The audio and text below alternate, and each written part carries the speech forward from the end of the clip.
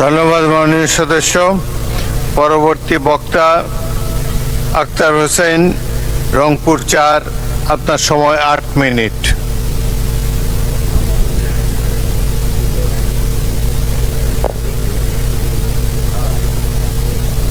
মাননীয় স্পিকার, আপনাকে ধন্যবাদ।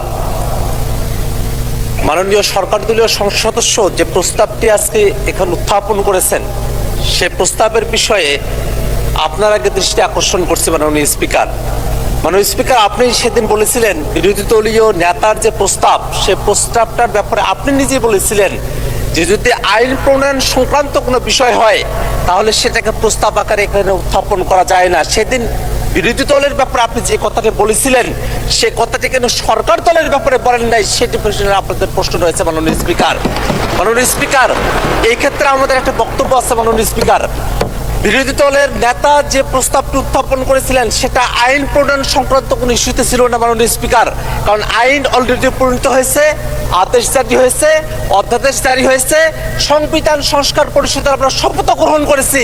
আইনের কোনো প্রসঙ্গ এখানে ছিল না, বরং যে আইন হয়েছে সেটাকে বাস্তবায়নের প্রশ্ন এখানে ছিল। মাননীয় স্পিকার, আরেকটি কথা মাননীয় স্পিকার আপনাকে বলতে চাই, মাননীয় ডেপুটি স্পিকার এখানে ছিলেন, আর একজন সংসদ সদস্য মুজিবুর রহমান ইকবাল, তিনি একটি মুলতবি প্রস্তাব এখানে উত্থাপন করেছিলেন।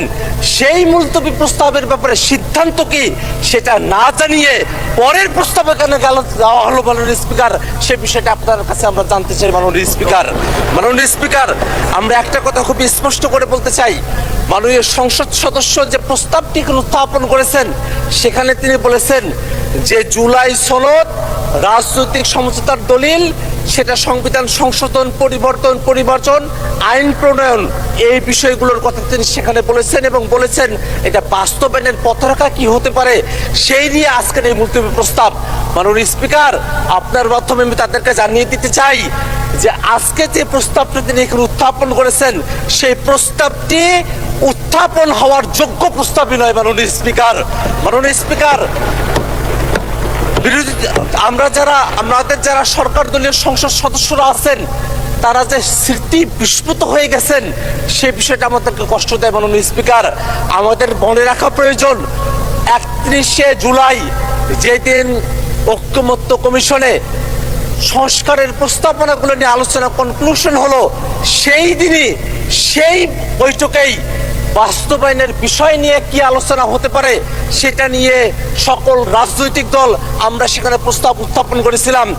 জুলাই সনদ কিভাবে বাস্তবায়ন করা হবে সেটা নিয়ে সেই ঐকমত্য কমিশনে আলোচনা সমাপ্ত হয়েছে।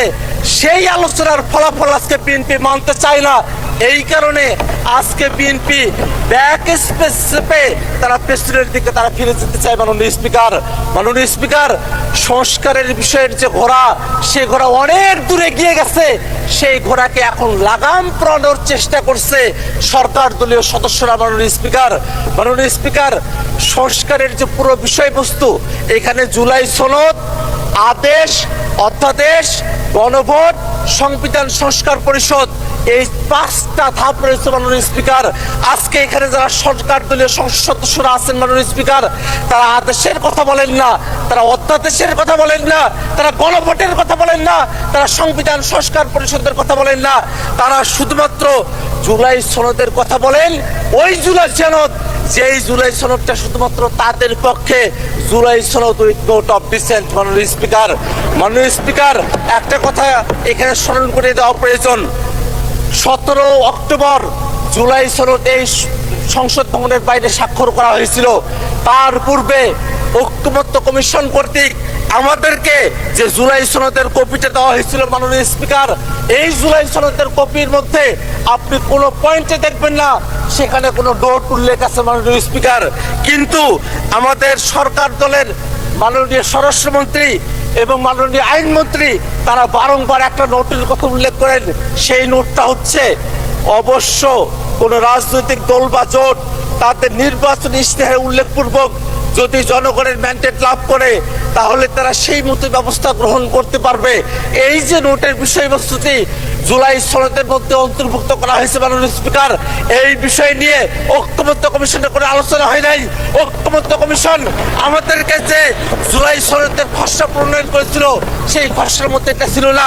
কোনো একটা দল বা কোনো একজন ব্যক্তি এই সংসদ প্লাজার সামনে এসে নিজের মতো করে এই জোটটি সেখানে অন্তর্ভুক্ত করেছিল, যাতে জাতির সঙ্গে প্রতারণা করা যায়। মাননীয় স্পিকার, আমরা এই বিষয়ে ঐক্যমত্য কমিশনের যারা দায়িত্বশীল আছেন এবং এখানে আপনারা যারা আছেন তাদেরকে তদন্ত করে এই জোটটি কারা অন্তর্ভুক্ত করেছিল সেই ব্যাপারে আমরা খোঁজ চাই। মাননীয় স্পিকার, মাননীয় স্পিকার, আর একটা বিষয় একটু বলে রাখা প্রয়োজন। মাননীয় স্পিকার,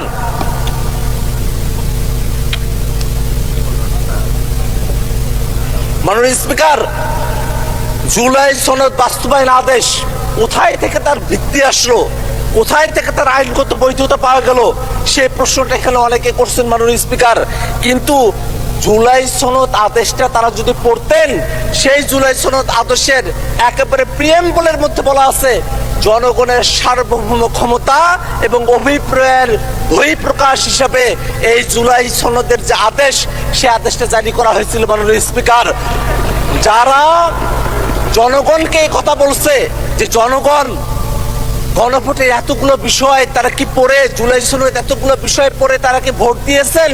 জনগণকে যারা এখানে সংসদে দাঁড়িয়ে মূর্খ সাব্যস্ত করতে চাচ্ছেন, তাদের উদ্দেশ্যে আমরা বলি, আপনাদের এই পজিশন গণভোটের পক্ষে হ্যাঁ বলার পরে আজকে গণভোটের বিপক্ষে অবস্থান নেওয়া বিএনপির দলগত মূর্খতা বা সততাকে প্রকাশ করতে। মাননীয় স্পিকার, আমরা এই কথাটা আপনার মাধ্যমে তাদের কাছে জানিয়ে দিতে চাই। একটা বিষয় মনে রাখা প্রয়োজন মাননীয় স্পিকার, এখানে সরকার দলের পক্ষে পার্থ ভাই তিনি দাঁড়িয়েছিলেন, তিনি বলেছেন সংবিধান একটা কোয়াজি কনস্টিটিউশনাল পরিস্থিতির মধ্য দিয়ে আছে। সরকারি দলের একজন এমপি যখন কোয়াজি কনস্টিটিউশনাল কথা বলেন, অর্থাৎ খণ্ডিত সংবিধানের কথা বলেন, তখন কিন্তু আমাদের যুক্তি বেশি সাব্যস্ত হয় মাননীয় স্পিকার। কারণ তারা বারংবার সংবিধানের পরিপূর্ণ বাস্তবায়নের কথা বলছেন, কিন্তু আমরা বলছি এটাই বাস্তবতা যে বাংলাদেশ 5 আগস্টের পরে একটা এক্সেপশনাল অবস্থার মধ্য দিয়ে আমাদেরকে যেতে হয়েছে। মাননীয় স্পিকার, আমরা কনস্টিটিউশন পুরাটা মানতেও পারি নাই, পুরাটা ছাড়তেও পারি নাই, এমন একটা পরিস্থিতিতে আমাদেরকে আসতে হয়েছিল। মাননীয় স্পিকার, মাননীয় স্পিকার, সেই সময়টাতে খালেদা জিয়া, বেগম খালেদা জিয়াকে মুক্তি দেওয়া হলো, সেটা কোনো সংবিধানের ভিত্তিতে হয় নাই, কোনো আইনের ভিত্তিতে হয় নাই, সেটা জনগণের অভিপ্রায়ের ভিত্তিতে হয়েছিল। অ্যাটর্নি জেনারেল তিনি যেভাবে নিয়োগ পেয়েছিলেন, সেটাও জনগণের অভিপ্রায়ের ভিত্তিতে হয়েছিল। এই যে জনগণের অভিপ্রায়ের ভিত্তিতে সেই সময়টাতে এক্সেপশনাল একটা পরিস্থিতিকে আমরা ডিল করেছিলাম, সেই পরিস্থিতিকেই টেকসই করার জন্য এই যে আদেশ, সে আদেশটাও জনগণের অভিপ্রায় এবং ক্ষমতার ভিত্তিতে এটাকে জারি করা হয়েছে। মাননীয় স্পিকার, মাননীয় স্পিকার, একটা বিষয় একটু জানিয়ে রাখা প্রয়োজন। আমরা জুলাই সনদে এমন অনেকগুলো বিষয় নিয়ে কথা বলেছি যেগুলো সংবিধানের মৌলিক যে কাঠামো আছে সেই কাঠামোর সেখানে ব্যত্যয় তৈরি করে। আমরা সেখানে বিচার বিভাগকে আমরা বিভিন্ন শহরে আমরা নিয়ে যাওয়ার কথা বলেছি, বিভাগীয় শহরে। সেই বিষয়ে বাংলাদেশের এর আগের কোর্টে তারা রায় দিয়েছিল যে এটা অসাংবিধানিক। এই ধরনের কিছু পরিস্থিতি এখানে রয়েছে মাননীয় স্পিকার। এমন অনেকগুলো সংশোধনী রয়েছে, এমন অনেকগুলো প্রস্তাব রয়েছে, সংস্কার রয়েছে, যেগুলো শুধু সংশোধনী দিয়ে সেটাকে টেকসই করা সম্ভব নয় মাননীয় স্পিকার। সে কারণে ঐক্যমত্য কমিশনে আমরা জাতীয় নাগরিক পার্টির পক্ষ থেকে দাবি করেছিলাম গণপরিষদের মাধ্যমে নতুন একটা সংবিধান করতে হবে। সরকার দলের পক্ষ থেকে বলা হয়েছিল সংসদের মাধ্যমে সেটা করতে হবে, এবং তারপরে ঐক্যমত্য কমিশনে সকল দল আলাপ আলোচনা করার পরে সকলে মিলে আমরা সিদ্ধান্ত গ্রহণ করেছিলাম যে গণপরিষদ সংশোধনা গাঠনিক ক্ষমতা প্রাপ্ত সংবিধান সংস্কার পরিষদ, তার মাধ্যমেই এই বিষয়টা সুরাহা করতে হবে মাননীয় স্পিকার। যদি তারা আজকে সেটা ভুলে গিয়ে থাকেন, সেই ভুলে যাওয়ার স্মৃতিগুলো তাদের মনে না পড়তে পারে, বিটিভিতে সেগুলো টেলিকাস্ট করা হয়েছিল, সেখান থেকে তারা যেন দেখে নেয় কিভাবে সংবিধান সংস্কার পরিষদের আইডিয়াটা সেখানে এসেছিল। এখানে জুনায়েদ সাকিব ভাই আছেন, তিনি তার পক্ষে বলেছিলেন, এখানে নূর ভাই আছেন, তিনি তার পক্ষে বলেছিলেন, এখানে যারা আছেন তারাই আজকে সেটাকে ভুলে গিয়েছেন মাননীয় স্পিকার। এটা আমাদেরকে বড়ই হতাশ করে মাননীয় স্পিকার। মাননীয় স্পিকার, আমি 1 মিনিট সময় বাড়িয়ে চাচ্ছি আপনার কাছে মাননীয় স্পিকার। মাননীয় স্পিকার, ওকে, আজকে- 1 মিনিট বাড়িয়ে দেওয়া হলো, 1 মিনিটের মধ্যে শেষ করবেন, তখন মাননীয় মাইক অফ স্পিকার, হয়ে যাবে। সংবিধান তো পুরোটা মানা হচ্ছে না মাননীয় স্পিকার। শেখ মুজিবুর রহমানের ছবি প্রত্যেক মন্ত্রীর অফিসে ঝুলানোর কথা, সেটা যে ঝুলানো হচ্ছে না, সেই জায়গার ভিত্তিতে কোথায় থেকে আসলো মাননীয় স্পিকার? এটা তো জনগণ ভিত্তিতে দিয়েছে, সেই কারণে সেটা এসেছে মাননীয় স্পিকার। আমরা এই কারণে একটা কথা বলতে চাই, আজকে জুলাই সনদের যে আদেশ এবং যে গণভোট সম্পন্ন হয়েছে, সেই গণভোটের যে প্রশ্নগুলো আছে, সেই প্রশ্নগুলোর দিকে আমরা একটু তাকাই। সেখানে স্পষ্ট করে বলে দেওয়া আছে, সাংবিধানিক প্রতিষ্ঠানগুলোতে নিয়োগ হতে হবে একটা নিরপেক্ষ বডির মাধ্যমে, একটা উচ্চকক্ষ হবে যেটা ভোটের পিয়ার অনুযায়ী হবে, একটা তত্ত্বাবধায়ক সরকার হবে, যে তত্ত্বাবধায়ক সরকার একটা নতুন ফর্মুলায় হবে। এই বিষয়গুলো বিএনপি পালন করতে চায় না বিধায় তারা আজকে গণভোটের বিপক্ষে অবস্থান নিয়েছে মাননীয় স্পিকার। মাননীয় স্পিকার, আমরা খুবই বিনীতভাবে তাদের কাছে একটা কথা জানতে চাই, এই বিষয়টা কোনোভাবেই কোনো বিতর্কের বিষয়বস্তু নয়, এটা কোনো আলোচনার বিষয়বস্তু নয়। বাস্তবায়ন জুলাই সনদ কেমন করে হবে, সেই ধাপগুলো ঐক্যবদ্ধ কমিশনের সে আলোচনাগুলো কমপ্লিট হয়ে গেছে। অতএব আজকে যে প্রস্তাবটা নিয়ে আসা হয়েছে, এই প্রস্তাবটা গ্রহণ না করার জন্য মাননীয় স্পিকারের কাছে বিনীতভাবে আহ্বান জানাচ্ছি মাননীয় স্পিকার। ধন্যবাদ সকলকে। ধন্যবাদ মাননীয় সদস্য। এই সংসদে আপনার অনেক মামা, চাচা, খালু থাকতে পারে, কিন্তু সবাইকে মাননীয় সদস্য বলে, ভাই বলবেন না কাউকে, মাননীয় সদস্য বলে সম্বোধন করবেন ভবিষ্যতে। পরবর্তী বক্তা মীর মোহাম্মদ হেলাল উদ্দিন, চট্টগ্রাম 5।